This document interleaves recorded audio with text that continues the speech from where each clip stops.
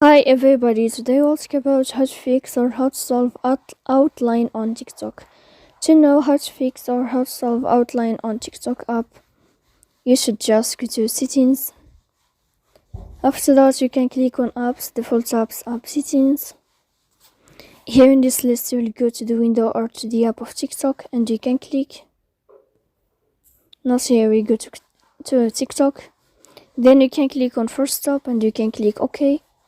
Here we'll enter to the window of storage.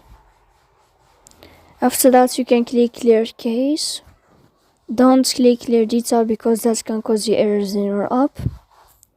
In the end, you can turn off your phone and you can wait a moment to turn on your phone again to fix that problem. So please don't forget to support us by like and subscribe. See you next time in another video, and thank you for your attention and your watching.